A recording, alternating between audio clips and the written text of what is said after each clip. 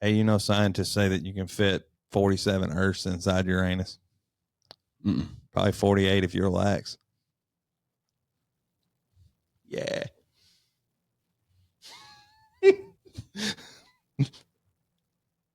That was horrible. Wasn't falling for that one. I do have one, though. I got a story for you. This woman's looking for a man, right? Okay. And she's desperate, so she puts an ad in the paper. There's 3 requirements. Can't beat on her, can't cheat on her, and got to be able to lay that thing down. One right after another, for one reason or another, doesn't work out. She's starting to lose hope, you know. One day the doorbell rings and she answers the door. She hears, "Down here." She looks down. There's a guy with no arms, no legs on her front porch. He says, "I'm here about the ad." She says, "Okay." He goes, "Can I come in?" She says, "Sure." He nubs his way in the front door. You can imagine what that looked like. She says, "So, sir, what makes you think that you're qualified for the ad?" He said, "Well, think about it, honey. I don't have any legs. I can't run around on you. I don't have any arms. I can't beat on you." She goes, "You know what I'm talking about. What makes you think you can meet that last requirement?" He looks at her kind of sideways and said, "Well, baby girl, I rang that doorbell, didn't I?" Yeah. I see you. What's going on, everybody? Welcome to the We'll See You Later podcast, episode 69. Nice. Where we talk all things sports and entertainment from our point of view, the fans' point of view. I am your host, Jeremy. And I am merely Jeremy's co-host, Willie Ray. And this episode is brought to you by Happy's Energy and Nutrition. The best energy and nutrition on this or any other planet.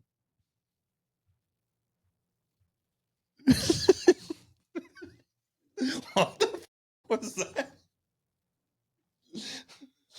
You said. I don't know. I don't know what just happened. Yeah. Will. Jeremy. This past Saturday, it is now Monday. We've had 2 days to marinate, think about, cooker. Arkansas went to Tennessee, lost by 3, 34-31. Mm-hmm. And what fans out there on these boards and social media is saying, this is a completely new team, Will. Really? They have effort and heart. And I've read the quote, "If you don't see a difference between the Notre Dame game and this Tennessee game, you don't know ball." Okay, well, part of that's true. There was a difference. One team actually cared and the other team checked out. But the same team that checked out was on the field. So I don't forgive these guys for being capable of checking out during a competitive Division I football game. You know what I mean? That's unforgivable. Yes. So we checked out as an entire team. Yeah, it against actually Notre Dame. Pisses me off. And it should piss you off too, that they have the ability to go to Oxford and battle a top 5 team in Ole Miss.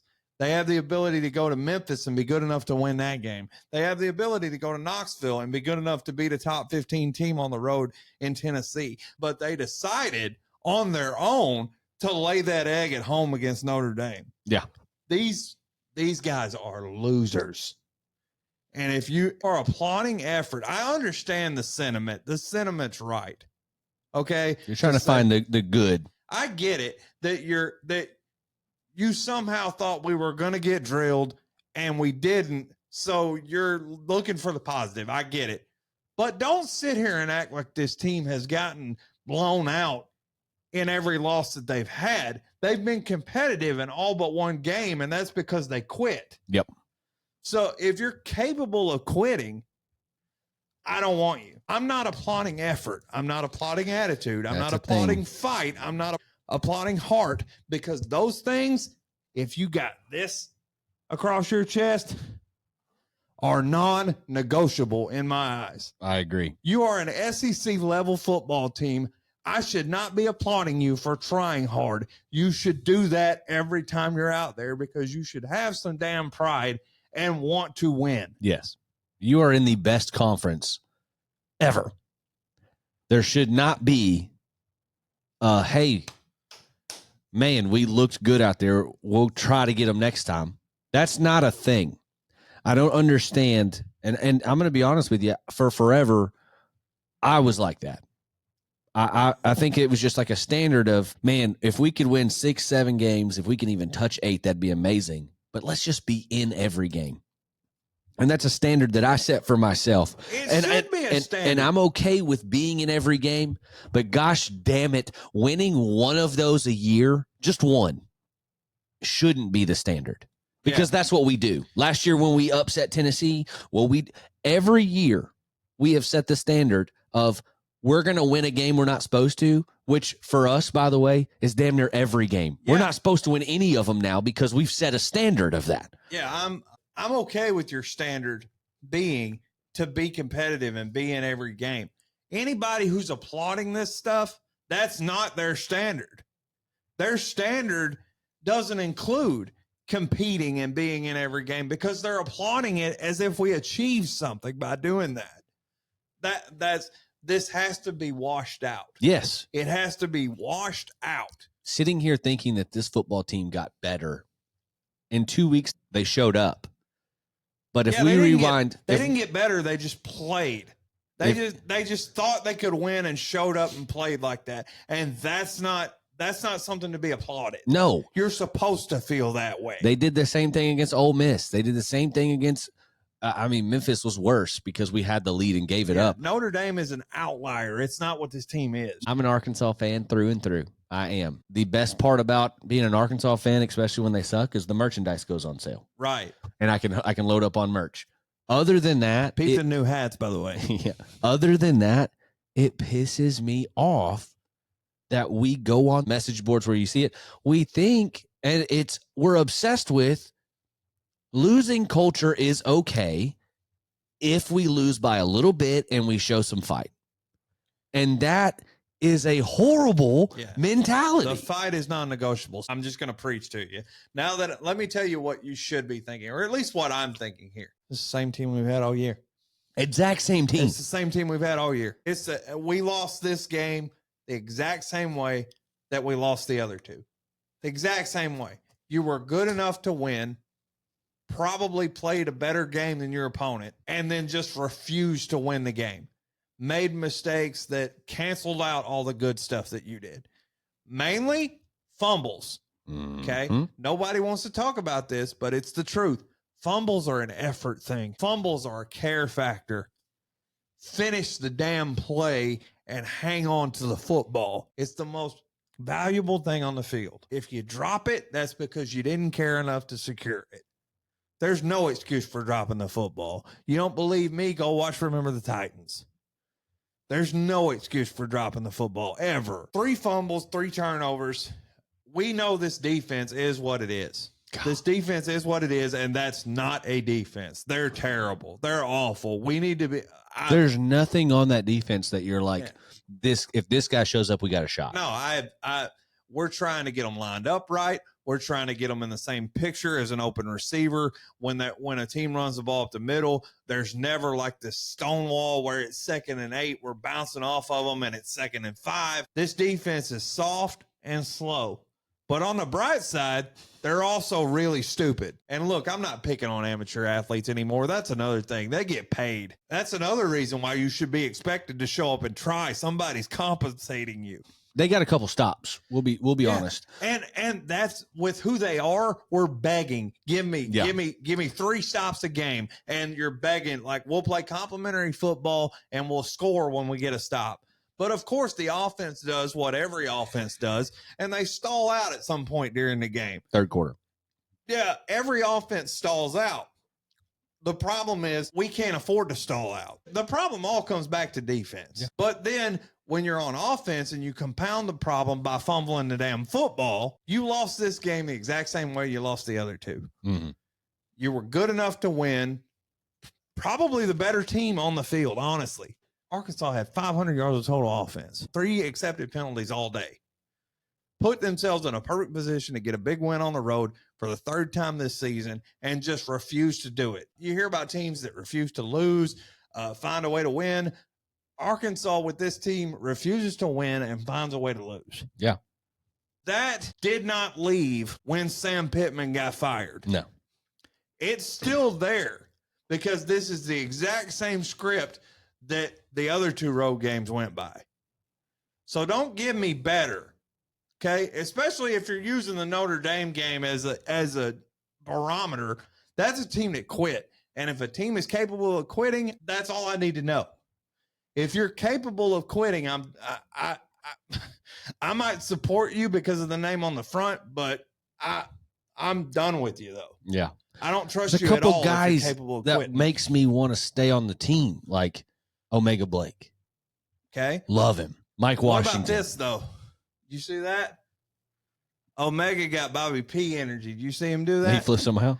Who'd he double bird? He went the first possession of the game. Yeah. Taylor Green goes in for a touchdown and clear as day, right in the middle of the camera, Omega Blake when they're going off the field to the front row. I mean, I saw you, social media saw you too, but I saw it live. I died laughing. I like Mike Washington a lot. Love the way he runs the ball. Yeah. Love it. Especially this week because his old running mate couldn't hang on to it. So, but you can't win a game if, first of all, Tennessee had 17 more snaps on offense. Yeah.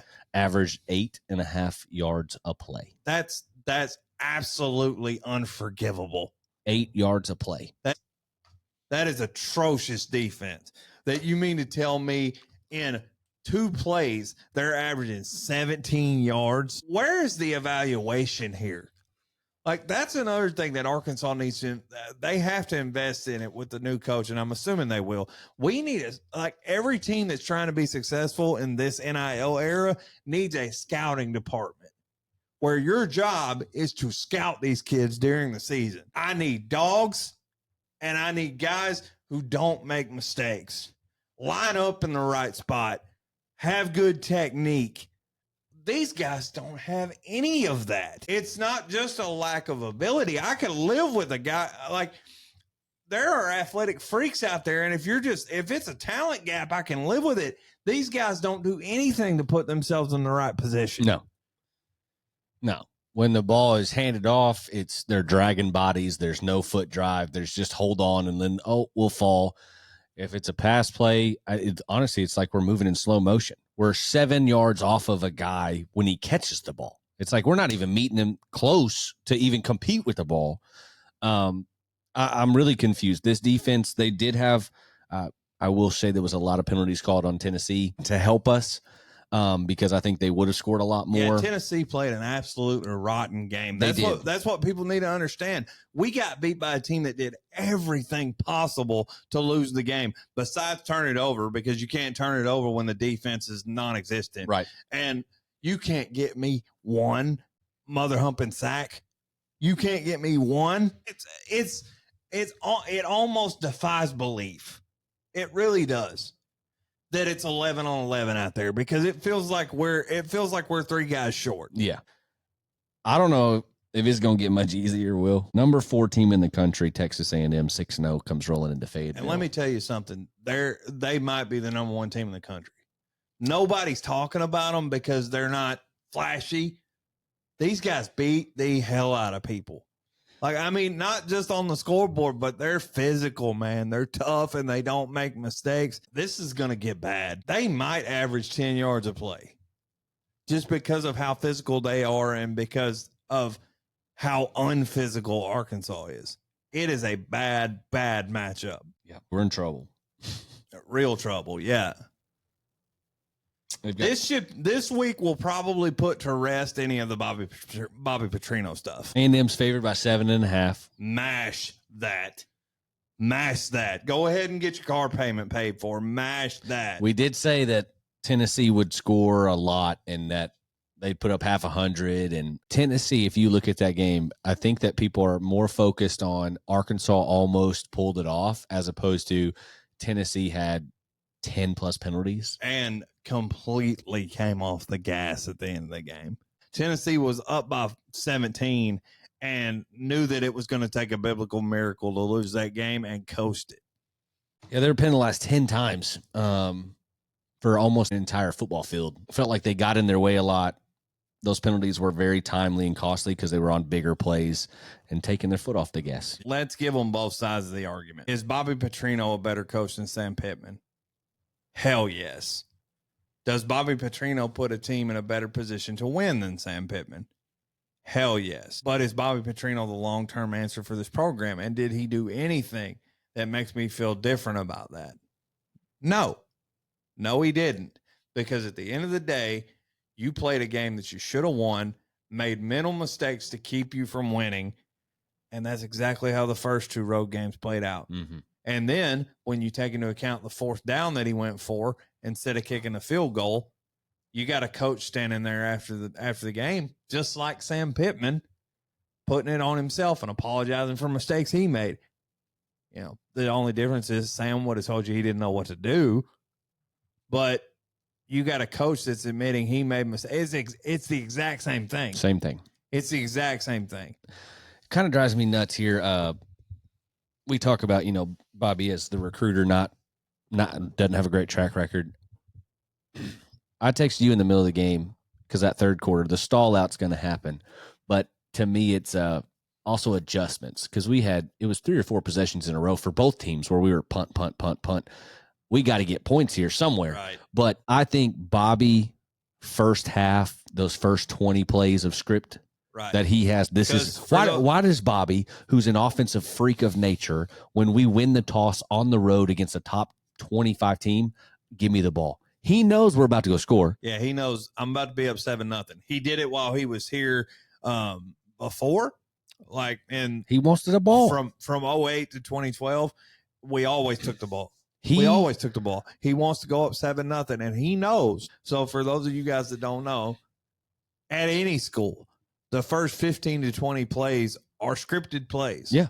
Where the coaches have watched what the tendencies are on defense, and they've said, we're running these plays if we get these looks to exploit it for the first 20 plays. Normally, they've got about 60 because they have to drill in, like, if it's an incompletion and it's 2nd and 10, we're running this play. If we get 2nd and medium, we're running this play. It's all scripted for the first 20 plays you see on offense. That's why Arkansas scores on the first possession most of the time, because the guy calling plays is an offensive genius when he's got time. He's had 5-6 days to prepare for this. And Bobby, he's a genius in that first half. When he's in that bag, you ain't touching him. Whenever we get to halftime and we flip the scripts and we got to start thinking on the fly, that's, to me, the problem. A lot of that has to do with lack of execution by the players too, though. But to me, it's always been like that. That third quarter is Bobby's kryptonite because he'll figure it out. But with 9 minutes to go in the game, when you're down by 17, that's whenever he's like, got it. And plays start popping. And then we make a comeback and we run out of time. That third quarter, all we needed in that third quarter, give me 3. Right. Give me one possession where we at least get a field goal, or give me one touchdown out of the 3 possessions we had. We flipped the field numerous times. Yeah, Arkansas played well enough to win the game. Defense showed up for 1 quarter. That's it. That's all you got from them. But bottom line here, buddy, is we may not be having this conversation about Bobby's struggles in the second half if Arkansas has no turnovers. Yeah. Because they were driving to score and was damn near going to be 1st and goal when Braylon Russell fumbled. When they ran that sweet little option play that was nasty. That was going to give you he was in his bag. Absolutely. They could not stop us. We fumbled the football. That's how they got stops. We were actually somewhat physical, which makes me question how soft Tennessee actually is. But we were moving the point of attack offensively. We could run the ball right at them. We're killing our drives by fumbling the ball. Hang on to the football. I'm so sick of this mentality, and it has to be. I'm not saying be one of these Twitter mob assholes that every time we lose a game, fire everybody. That's not what I'm saying. That's not what I'm saying. What I'm saying is we have to stop applauding stuff that is non-negotiable. Yeah. We have to stop applauding effort. We have to stop applauding attitude and grit and stuff like that you have to have in sports. That should be in you when you get recruited. This team is good enough to compete against anyone. Stop acting like there's a talent gap and we're just little old Arkansas. There's not a talent gap. We just are not mentally disciplined enough to get out of our own way. This team is bad for a whole lot of reasons that don't have anything to do with talent. Yeah, agreed. With that said, Will, Hogs by a million against A&M? Gig them now, gig them then, gig them forever. Like, I honestly, I will pull my guts out. I hope, like, nobody wants us to win worse than I do. This game will put the end to the Bobby Petrino discussion. Anybody that has anything to do with the culture that's around this program right now has to go. We've satisfied all these people that have said since Bobby got fired that they never should have fired him and we should give him another chance. We've satisfied all those people that can't let that go by giving him this shot. Okay. And it's fun while it lasted, but it's not the long-term answer. No. I'm ready, as bad as it's going to hurt to lose another one, I'm ready to put that discussion to bed. And let's start focusing on who the next guy is. John Gruden. John somebody, I hope. Whether it's Gruden or some raw. John somebody. Or Dan somebody. That's who we're lobbying for. I can say that I received a message, but Rhett Lashley, I think, has quietly removed his name from consideration for the Arkansas job. And what I read was that he would like the job, would want the job very much at some point, but thinks that he's not at the point in his career where he's ready to take the job, which is a real nice way of saying you're scared. If you're scared and you think you're not ready, guess what? You're right. So this person did tell me that means that they will turn their attention to John Sumrall at Tulane and Dan Mullen at UNLV, and they don't think it would get past Dan Mullen because he is lobbying very hard through his agents for this job. If somebody with the SEC success that Dan Mullen's had wants this job, we could do a whole hell of a lot worse. Yeah. Now, that was before James Franklin got fired. Yeah, So I don't know that that's going to affect the hiring pool for Arkansas, because I think they'll be pulling from a whole nother different deal. I think there's a coach at Indiana that might get a call, or Nebraska that might get a call, but Iowa State. Yeah. But what it does do you pick up the phone if James Franklin calls Fayetteville? Yeah. That's the part. Yeah. Cause we'll talk about that in the pick'ems. I mean, he won at Vanderbilt. He's won everywhere. He just hasn't won where this spoiled mentality of we have to win a natty now. Yeah, they're the complete opposite of what we are, and it's just as toxic. Yes. This week, Arkansas plus 7.5. I don't like it. I think you'll get some grit. You'll get some fight early. It's a home game. It's going to be Bobby's first game back as the head ball coach. It's against A&M, where he was the offensive coordinator last. He left there to come here. It's a great story. Texas A&M bully balls you, and we on defense soft as baby shit. Having said that, like I get all that. Guess what, fans? You're gonna see fight. You're gonna see effort. You're gonna see grit. You're gonna see heart, and all these stupid little buzzwords that you like to say. You're gonna see all that. You're supposed to see that. That's not part of the evaluation process. What you're also going to see is what Jeremy said. Bully ball, physical. They're eventually going to lean on us, and we're going to say, you get worn down. And what you're going to see is A&M wins the game. And if they win it close, I don't care. If they blow it out, it's all the same. It's an L in the column. Yeah. I think that A&M's going to score north of 40, and I don't think we're going to score north of 40. I just don't think we can hang with someone like that, seeing how bad our defense was. If you want to watch something Saturday during the game, watch Texas A&M and watch this mentality that Mike Elko has built in College Station. And if you're like me, because I've watched them a bunch, you're going to say to yourself, that's the type of tough mother, you know what, that I want on my squad. That's the type of attitude I want on my squad, where we don't worry about effort because I'm trying to whip that dude's ass across from me. That's right. I'm offended that he even showed up. I want what Mike Elko has at Texas A&M. And I think we're capable of getting that, but this has to be a wash from the top down. This attitude of you get credit because you competed, you get credit because you tried hard. Don't do that. Yeah. Don't do that. Don't be that guy. You are not their mamas. You are not their daddies. Well, that's going to wrap it up here for episode 69 of the We'll See You Later podcast. Nice. Brought to you by Happy's Energy and Nutrition. The best energy and nutrition on the entire planet. Oh, 3 things to live by, guys, before you guys get out of here. Number 1, don't piss into the wind. Number 2, not this week. Hell, maybe not any week the rest of this season. Hogs by a million. And number 3, never, ever, ever trust a fart, because you might end up in a tub with a shitty sock, ass naked, waterboarding yourself. And until next time, guys, we'll see you later.